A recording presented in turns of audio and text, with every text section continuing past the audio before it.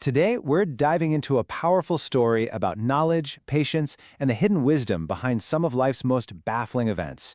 It's a journey that really challenges everything we think we know about good and bad luck. So, let's just start with the question that sits right at the heart of our story. What if your greatest loss was actually your greatest protection? It's a question that asks us to look past the surface of what seems like misfortune and, consider that maybe there's a deeper reality at play.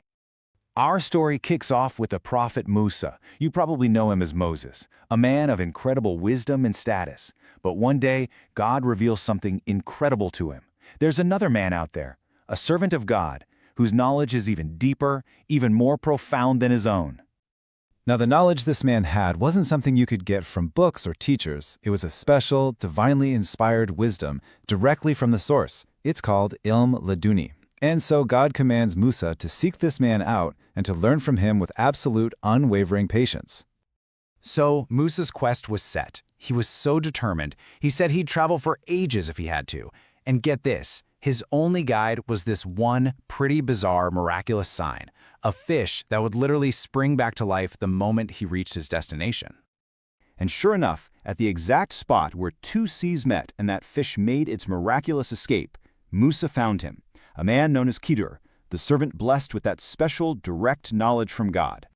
Musa asks if he can be a student, but Khidr's warning is, well, pretty direct. You will not be able to have patience with me. He agrees to teach Musa, but on one very strict condition. Musa must not question any of his actions until Khidr himself decides it's time to explain them. And just like that, their journey began.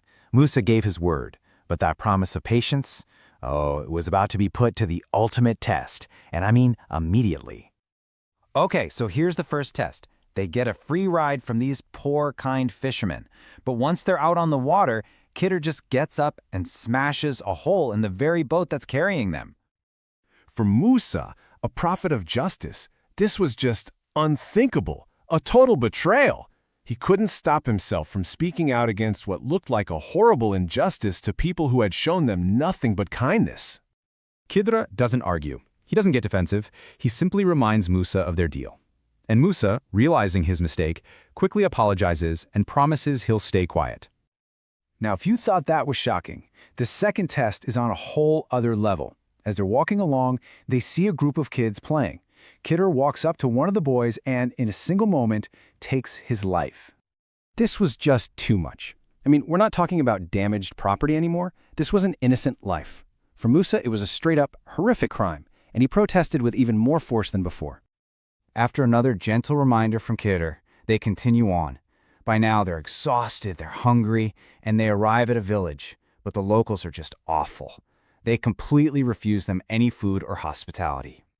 And yet, despite how cruelly they were treated, Khidr spots a wall that's about to collapse and just starts repairing it for free. Musa just can't wrap his head around this. Why would you do an act of unpaid kindness for such an undeserving town? And he speaks up one last time. And that was it. The third question broke the condition. Khidr declares that their journey together is over.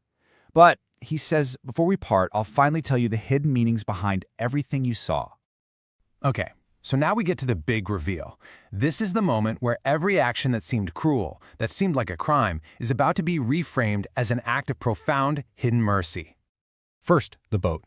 Khidr explains that just ahead of them, there was a tyrannical king who was seizing every single perfect boat by force. By damaging it just a little bit, Khidr made it look worthless, ensuring the king would pass it by. So that act of destruction was actually an act of preservation. It saved the fishermen's only source of income. Next, the tragedy of the young boy. This is the really tough one.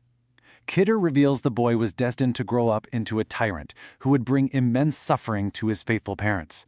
In an incredible act of mercy, God took him early, intending to bless the parents with a righteous child in his place. A terrible, immediate loss spared them from a future of unimaginable pain. And finally, that repaired wall. Turns out beneath it lay a treasure, hidden by a good and righteous father for his two young orphan sons. If that wall had collapsed, the greedy villagers would have stolen it in a second. By repairing it, Khidr protected the boys' inheritance until they were old enough to claim it for themselves, all because of the goodness of their father. And here's the kicker. Khidr's final words to Musa were that none of these actions were his own idea. They were commands from God, based on a knowledge of reality that we simply cannot see. And that right there, that ties this entire incredible story into a powerful lesson for